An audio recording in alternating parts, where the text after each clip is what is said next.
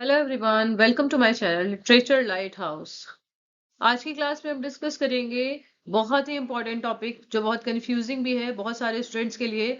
और यहाँ से एक क्वेश्चन तो जरूर पूछा जाता है। मोस्ट फेवरेट टॉपिक हम कह सकते हैं जो भी आपके पेपर बनते हैं एग्जाम्स में।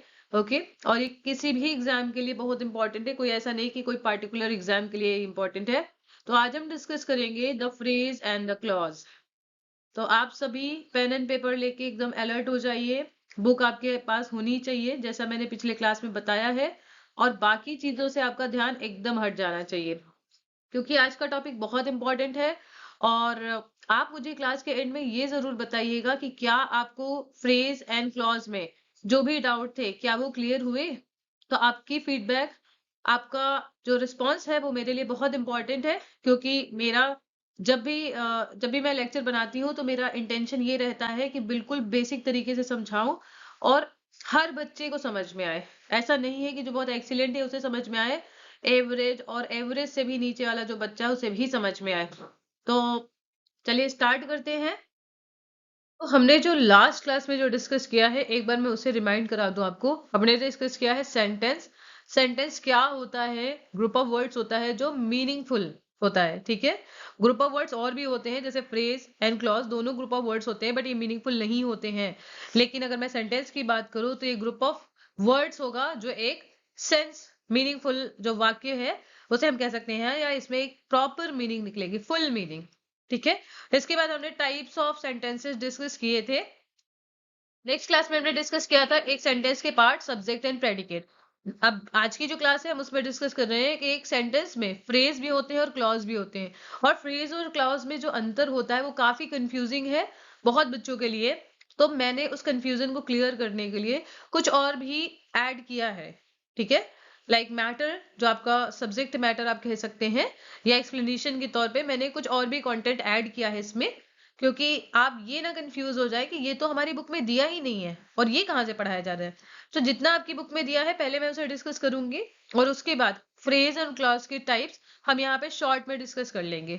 क्योंकि ऑलरेडी आपकी बुक में एक चैप्टर दिया है इस बारे में, क्लॉज क्या है फ्रेज क्या है टाइप्स। हम उसे बाद में डिस्कस करेंगे डिटेल में। आज हम शॉर्ट में डिस्कस कर लेंगे जिससे आपका बेसिक क्लियर हो जाए। आई होप आपको क्लियर है। पेन एंड पेपर रेडी होगा आपका, बुक होगी आपके सामने। तो स्टार्ट करते हैं। Be concentrated in the class. Examine the group of words in a corner. अब ये एक वर्ड है, ग्रुप ऑफ वर्ड्स देखिए, इन अ कॉर्नर। क्या है ये, क्या कोई मतलब है?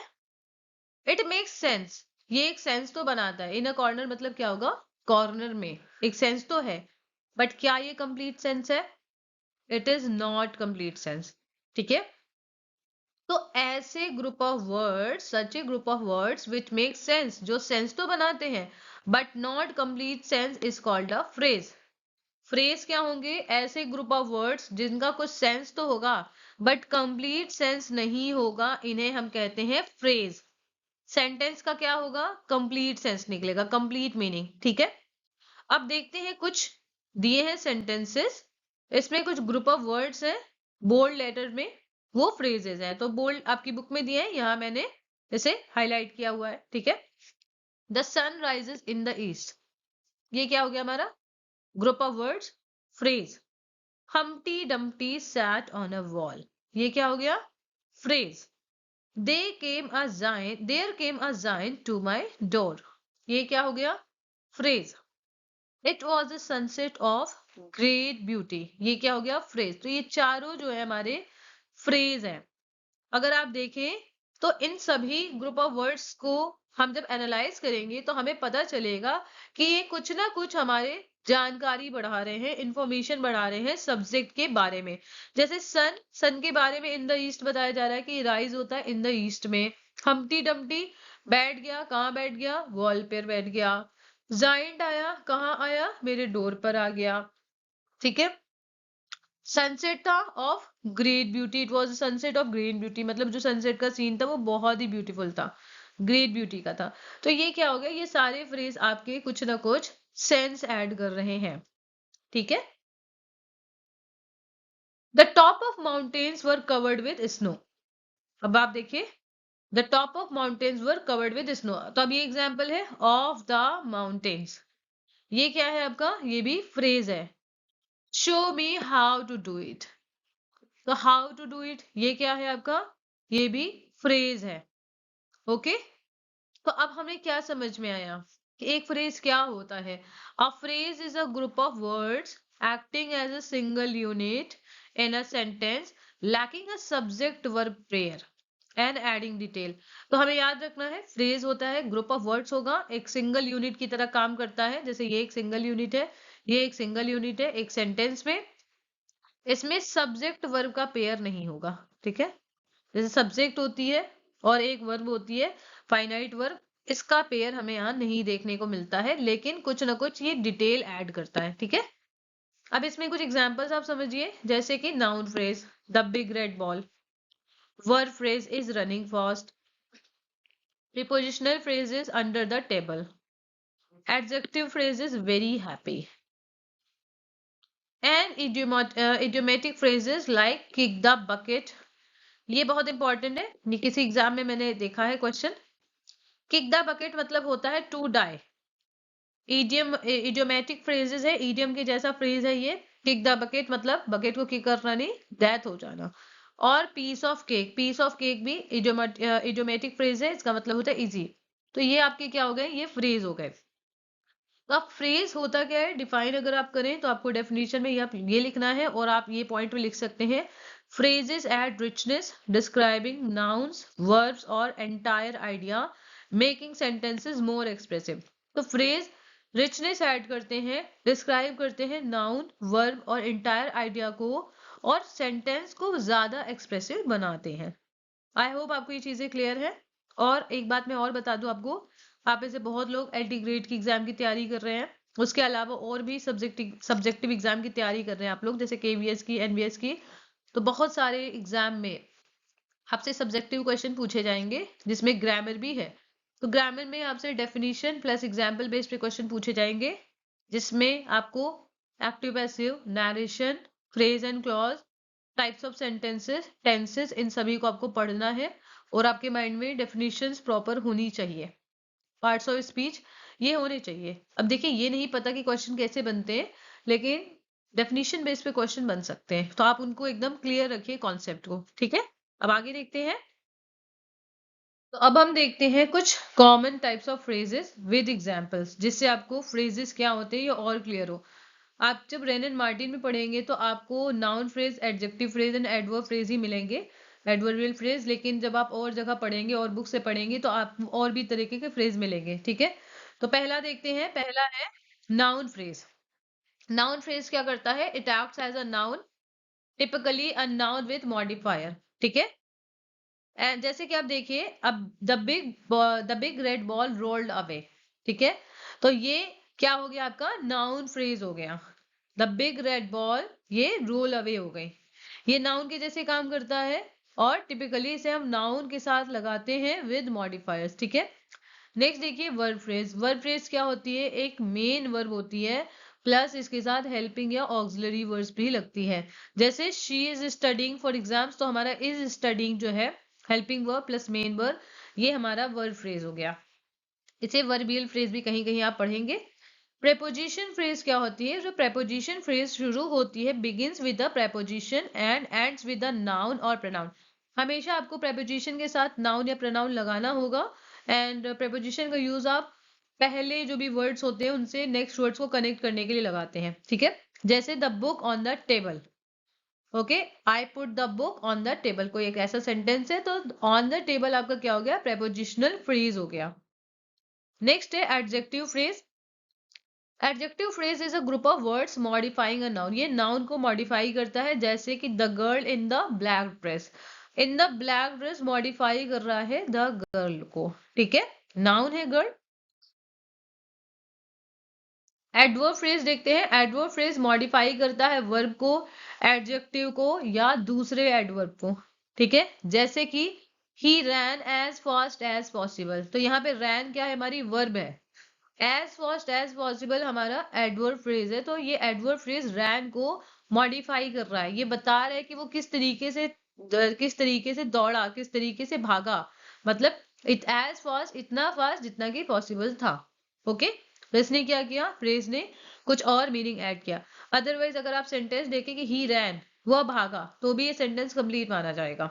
लेकिन अगर आप एज फास्ट एज पॉसिबल लिखेंगे तो ये कंप्लीट सेंस नहीं देगा। ठीक है, नेक्स्ट देखते हैं जीरेंट फ्रेज। जीरेंट फ्रेज क्या होता है? जीरेंट मतलब होता है वर्ब प्लस आईएनजी फॉर्म। ठीक है, आपसे एग्जाम में भी कई बार पूछा जा सकता है एमसीक्यू में, जीरेंट पार्टिसिपल इन्फिनिटिव। तो आपको पता होना चाहिए जीरेंट मतलब verb plus ING, and infinitive मतलब टू प्लस वर्ब की फर्स्ट फॉर्म। ठीक है, पार्टिसिपल में भी present participle, past participle, perfect participle, 3 तरह के पार्टिसिपल आएंगे जिनकी मैं आपसे बात करूंगी नेक्स्ट क्लासेस में। तो ये जीरेंट क्या होता है? ये विद मॉडिफायर या कुछ ऑब्जेक्ट्स होते हैं उनके साथ यूज किया जाता है और ये एक्ट करता है एज अ नाउन। जैसे रनिंग इन द पार्क, तो रनिंग हमारा क्या है? ये जीरेंट का टाइप है और इसको हम मॉडिफायर ऑब्जेक्ट के साथ लगा रहे हैं, जैसे इन द पार्क। रन कर रहा है वो कहाँ पे? In the park. तो running in the park, park में रन करना फन होता है। ठीक है, तो रनिंग यहाँ पे जीरन जो है वो नाउन के जैसे काम कर रहा है। तो जैसे आपने बहुत सारे सब सेंटेंस देखे हैं, swimming is good for health, smoking is injurious for health, इस तरह के सेंटेंसेस बनते हैं। तो ठीक है, तो जीरन फ्रेज का जैसे अ, आप जब भी आईएनजी देखे फॉर्म जीरन का और उसके बाद भी कुछ लगा हो विद, मतलब उसके साथ भी कुछ लगा हो और ऐड करने के लिए, तो वो आपके जीरन फ्रेज होगा। अगर सिर्फ रनिंग होगा और फिर इज एम आर करके दिया होगा तो वो आपकी जीरन नाउन बन जाएगी। आप समझ पा रहे हैं ना? आई होप कि आपको समझ में आ रहा है। अब आगे बढ़ते हैं। 7 है इन्फिनिटिव फ्रेज। इन्फिनिटिव फ्रेज क्या होती है? ये शुरू होती है टू प्लस बेस वर्ब के साथ और ये एक्ट करती है एज अ नाउन, एडजेक्टिव और एडवर्ब। ठीक है, जैसे कि she wants to win the race, वो चाहती है, क्या चाहती है? टू विन द रेस, जीतना चाहती है रेस को। ठीक है, तो ये जो भी आते हैं टू प्लस बेस वर्ब के साथ आते हैं। ये बेस वर्ब है, विन आपकी बेस वर्ब है, मतलब फर्स्ट फॉर्म। ये एक्ट करता है एज अ नाउन, एडजेक्टिव या एडवर्ब। ठीक है, पार्टिसिपल फ्रेज क्या होते हैं? A phrase starting with the present ING और past ED participle acting as an adjective. तो पार्टिसिपल फ्रेज हमेशा आपको जब दिखेंगे तो एडजेक्टिव फ्रेज के तौर पे ज्यादातर आपको दिखेंगे, और ये या तो प्रेजेंट के साथ शुरू होते हैं, प्रेजेंट पार्टिसिपल के साथ, ठीक है, या आपको दिखेंगे पास्ट के साथ। प्रेजेंट में आपको आईएनजी लग जाया दिखेगा, पास्ट के साथ आपको ईडी लिख जाया दिखेगा, और जब आप परफेक्ट देखेंगे तो वहां पे आपको वर्ब की थर्ड फॉर्म दिखेगी। ठीक है, तो ये हमेशा आपको दिखेंगे वर्ब करते हुए एज एन एडजेक्टिव, जैसे कि the man veering a red hat. तो ये वीरिंग अ रेड हैट मैन की विशेषता बता रहा है। इज माई अंकल, कि वो मैन जो कि रेड कलर का हैट पहने हुए हैं वो मेरे अंकल है। तो यहाँ पे हमने क्या देखा? ये एक विशेषता बता रहा है। ठीक है, तो ये आपका क्या हो गया? ये पार्ट ऑफ ए सेंटेंस है, लेकिन आपका एक सेंस तो बना रहा है लेकिन मीनिंगफुल सेंस नहीं है। तो ये आपका क्या हो गया?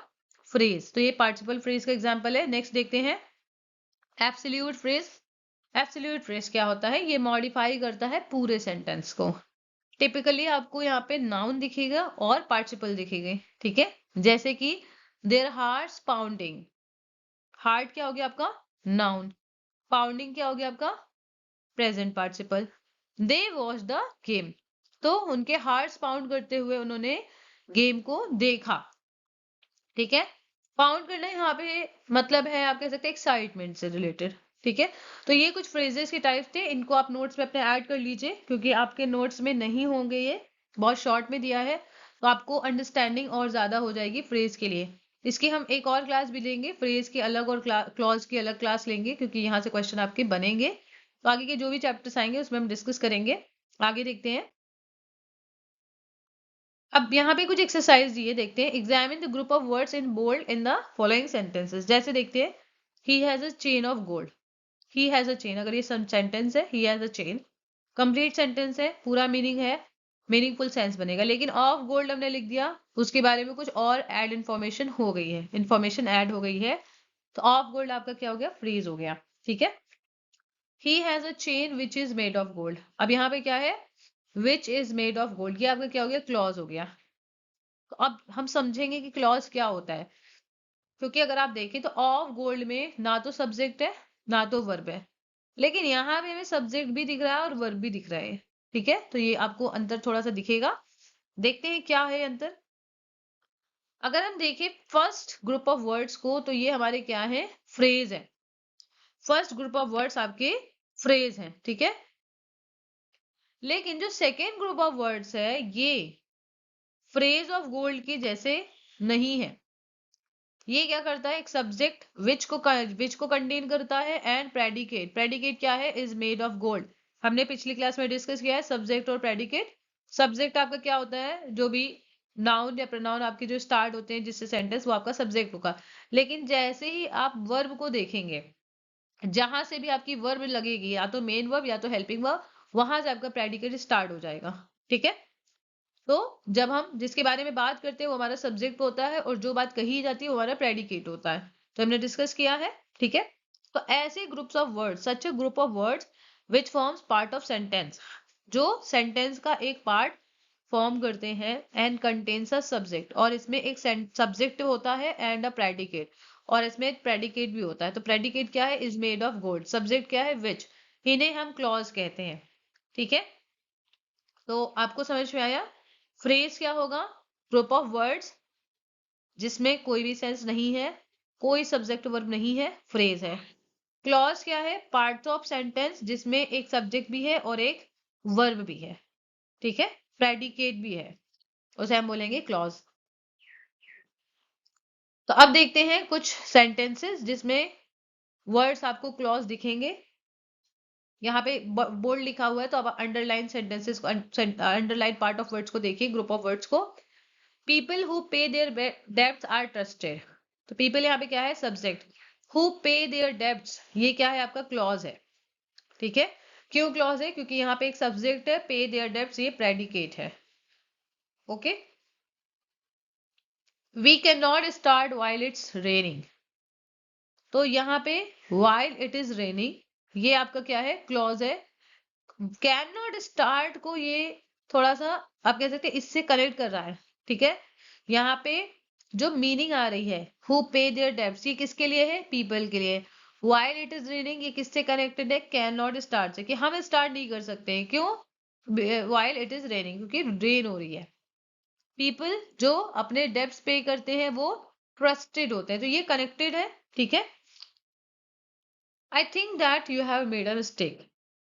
That you have made a mistake किससे रिलेटेड है, थिंक से। मतलब मैं सोचता हूं कि तुमने एक गलती की है।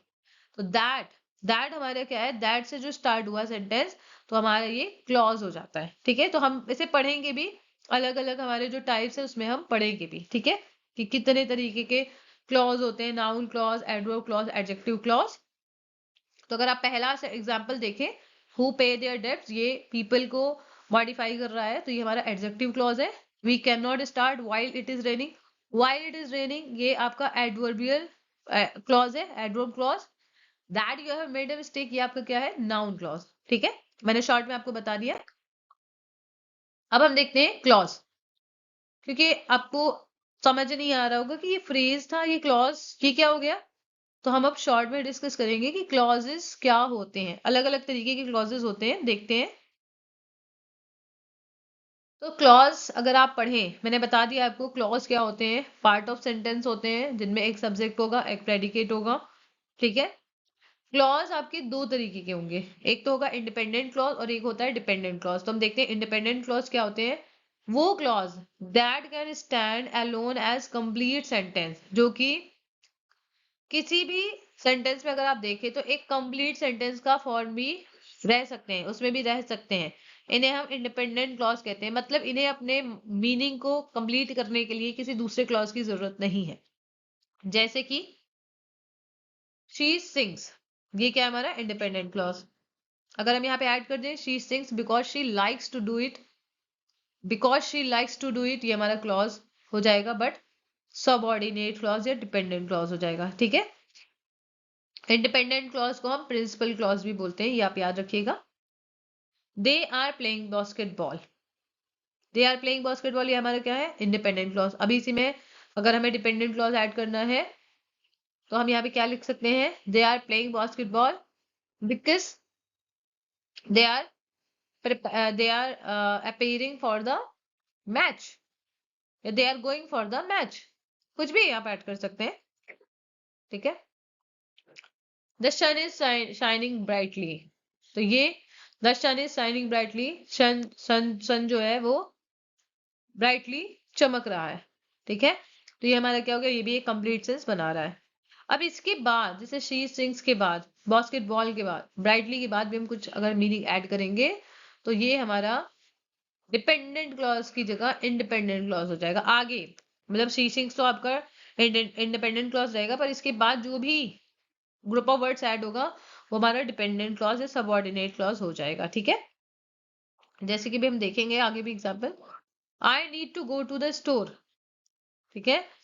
I need to go to the store मतलब मुझे स्टोर जाने की जरूरत है, तो ये आपका क्या हो गया, ये भी आपका इंडिपेंडेंट क्लॉज हो गया, ठीक है।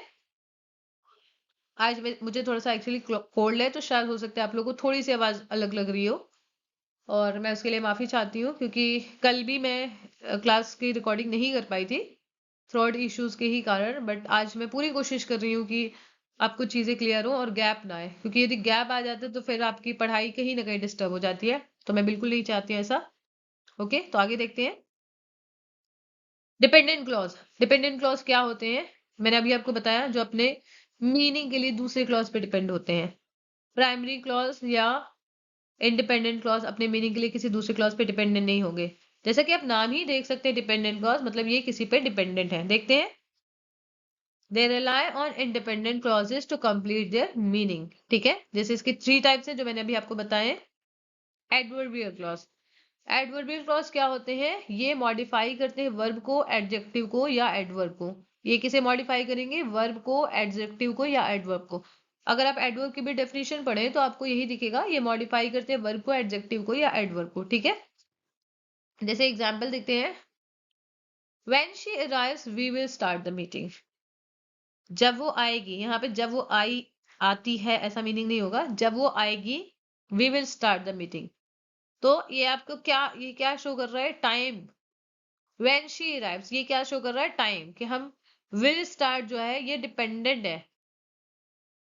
ये व्हेन शी अराइव्स जो है ये आपका क्या हो गया, डिपेंडेंट क्लॉज हो गया। ये विल स्टार्ट नहीं डिपेंडेंट है, ये कहीं ना कहीं कनेक्टेड है किससे, विल स्टार्ट से, कि हम मीटिंग स्टार्ट करेंगे, कब स्टार्ट करेंगे, व्हेन शी अराइव्स, जब वो आ जाएगी। तो अगर आप देखें तो we will start the meeting ये अपने आप में कंप्लीट सेंस दे रहा है, लेकिन अगर हमने व्हेन शी अराइव्स ऐड कर दिया है तो अपने मीनिंग के लिए इसे इस पे डिपेंड होना पड़ेगा, या ये डिपेंड है, ठीक है। विल स्टार्ट तो टाइम से रिलेटेड है। Although he studied hard he failed exam, तो ऑल्दो ही स्टडीड हार्ड ये हमारा क्या है, डिपेंडेंट क्लॉज का दूसरा एग्जाम्पल है। ये अपने कंप्लीट सेंस के लिए he failed the exam sentence पे डिपेंडेंट है। तो ऑल्दो स्टडीड हार्ड ये किससे कनेक्टेड, अगर आप देखें फेल्ड से, ये क्या दिखा रहा है, कंडीशन। हालांकि उसने बहुत मेहनत करी, बहुत पढ़ाई करी, लेकिन वो एग्जाम में फेल हो गया, तो ये कंडीशन दिखा रहा है। Because it was raining they stayed indoors, ये क्या दिखा रहा है, reason. Because it was raining चूंकि बारिश हो रही थी, वे घर के अंदर ही रुके रहे, ठीक है। स्टेड मतलब रुके रहे या रुके थे, तो ये क्या दिखा रहा है, बिकॉज इट वॉज रेनिंग, ये सेंटेंस हमारा दिखा रहा है रीजन को। ऑल्दो क्या दिखा रहा है, कंडीशन को। व्हेन जो वर्ड आ गया आपका, ये क्या दिखा रहा है, टाइम को। तो इस तरह से हम देखें तो तीनों सेंटेंस में जो हमारे क्लॉज थे, when she arrives although he studied hard because it was raining, ये कंप्लीट सेंस के लिए नेक्स्ट सेंटेंस पे जो हमारा कंप्लीट मीनिंग दे रहा है, इंडिपेंडेंट क्लॉज पे डिपेंड है। He failed exam they stayed notes, ये सब हमारे इंडिपेंडेंट क्लॉज का एग्जाम्पल है। आई होप आपको ये क्लियर हो रहा है। नेक्स्ट है एडजेक्टिवल क्लॉजेस। एडजेक्टिवल क्लॉजेस क्या होते हैं, आपको माइंड में एडजेक्टिव, नाउन, एडवर्ब इन सबकी डेफिनेशन रखनी होगी जब भी आप क्लॉज पढ़ रहे हैं।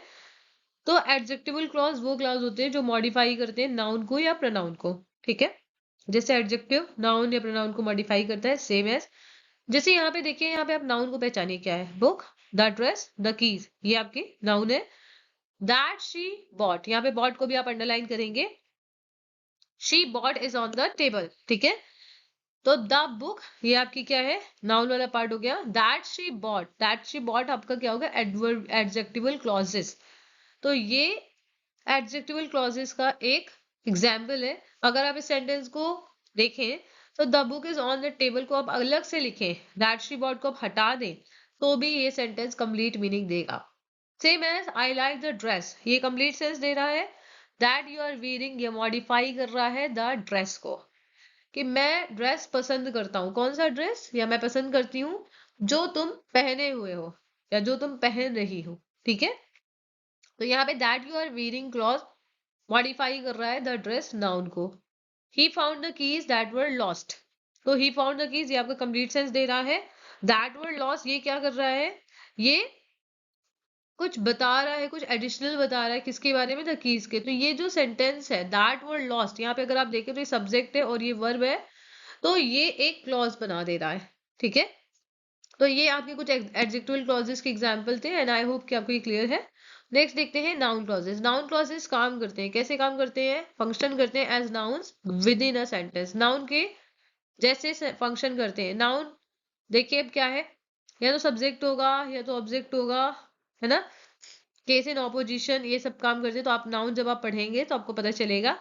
जैसे व्हाट शी सेड सब सरप्राइज एवरीवन, जो उसने कहा उसने सबको सरप्राइज कर लिया। तो व्हाट शी सेड हमारा क्या हो गया, नाउन क्लॉज का एग्जांपल, ये एज अ सब्जेक्ट यहाँ पे काम कर रहा है। ठीक है, whoever arrive first will get a prize, तो who will get a prize, यहाँ पे हमारा आज क्वेश्चन क्या है, हु, पहले वाले में क्वेश्चन है who surprised everyone, what she said, या what surprised everyone, what she said. ठीक है, whoever arrive first will get a prize, तो यहाँ पे क्वेश्चन अगर आप बनाए तो who will get a prize, तो जो भी फर्स्ट आता है उसे प्राइज मिलेगा। तो who ever first arrive first ये आपका रिलेट हो गया विल गेट अ प्राइज से। ठीक है, the fact made her happy, अगर आप देखें the fact made her happy ये आपका एक सेंटेंस है। ठीक है, दैट ही अपोलोजाइज ये आपका कोरिलेट है किससे, यहाँ पे द फैक्ट से। द फैक्ट ये फैक्ट कि उसने अपोलोजाइज किया, इस बात ने उसे खुश कर दिया।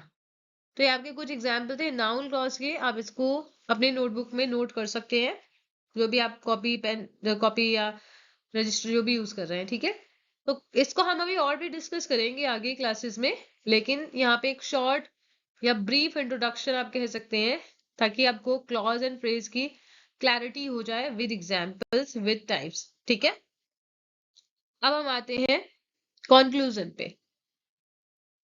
कॉन्क्लूजन पहला क्या है, phrases and clauses are the most important elements और इंग्लिश ग्रामर, अभी हमने देखा सेंटेंस का बहुत इंपॉर्टेंट पार्ट है ये। Phrase and clause cover everything a sentence has, a sentence has in the sense कि जो भी सेंटेंस में इंफॉर्मेशन होती है वो या तो फ्रेज से कंप्लीट होगी या तो क्लॉज से, अगर लेंथी सेंटेंस है। Clauses are the centre of sentences, ये आपको याद रखनी है, क्लॉज क्या होते हैं, ये सेंटर होते हैं सेंटेंसेस के। ठीक है, मतलब मेन रोल इस रहता है किसी भी सेंटेंस में क्लॉज का। एंड फ्रेज का काम क्या होता है, फ्रेज स्ट्रेंथन करता है किसी भी सेंटेंस को और मीनिंगफुल बनाने में। ठीक है, यदि सेंटेंस को हमें मीनिंगफुल बनाना है तो उसमें फ्रेज बहुत मददगार होता है या हेल्पिंग होता है। जैसे द सन राइजेस, इतना सेंटेंस है, ये आपका नॉर्मल सेंटेंस है, बट इन द ईस्ट जब भी आप ऐड करेंगे तो मीनिंग और क्लियर हो जाएगी। ठीक है, अगर हम बात करें क्लॉजेस के बारे में, तो अगर एक सेंटेंस में क्लॉज पिलर्स हैं किसी भी बिल्डिंग का, तो उस बिल्डिंग की ब्रिक्स, ब्रिक्स मतलब ईंट कौन है, फ्रेजेस, मतलब एक घर जैसे एक घर को खड़ा होने में एक आपको जरूरत होती है खंभों की और ईंट की। तो अगर क्लॉज पिलर्स हैं, ठीक है, तो फ्रेजेस क्या है, उसकी ईट है। ये एक मेटाफोरिकल वे में दिया गया है। ठीक है, phrase usually is always present with in a clause, ये बहुत इंपॉर्टेंट है, ये आप याद रखिए, कई बार यहाँ पे सेंटेंस फॉर्म में से क्वेश्चन पूछे गए हैं। अगर हम फ्रेज की बात करें तो एक क्लॉज के अंदर आपको फ्रेज हमेशा मौजूद दिख सकता है या ऑलवेज प्रेजेंट होता है, लेकिन एक फ्रेज कभी भी एक क्लॉज को नहीं रखता है। मतलब एक फ्रेज में आपको एक क्लॉज नहीं मिलेगा, लेकिन एक क्लॉज में आपको फ्रेज मिल सकता है। ठीक है, सो अगर हम बेसिक डिफरेंस की बात करें एक क्लॉज में और एक फ्रेज में, तो हमें ये याद रखना है कि एक क्लॉज में हमेशा हमें एक फाइनाइट वर्ब मिलेगी, ठीक है? लेकिन एक फ्रेज में हमें एक फाइनाइट वर्ब नहीं मिलेगी। ओके? तो आज की क्लास इतनी ही थी। आई होप कि आपको कुछ चीजें समझ में आई हैं और जो भी आपकी कंफ्यूजन थे फ्रेज एंड क्लॉज में वो क्लियर हुए हैं। तो आप मुझे जरूर बताइएगा अपने कमेंट्स के माध्यम से कि आपको क्या क्लियर हुआ, क्या नहीं हुआ, क्या भी डाउट्स है, क्या नहीं है, और ये जरूर बताइएगा कि ग्रामर सीरीज आपके लिए हेल्पफुल है या नहीं। नेक्स्ट वीडियो मैं बहुत जल्द अपलोड करूंगी पार्ट्स ऑफ स्पीच टॉपिक पे, ठीक है? इसके अलावा वो कैब में भी मुझे लेक्चर्स अपलोड करने हैं, तो बहुत जल्दी मैं वो कैब पे भी आपके लिए लेक्चर्स अवेल कराऊंगी। तो मिलते हैं नेक्स्ट क्लास में। Thank you so much.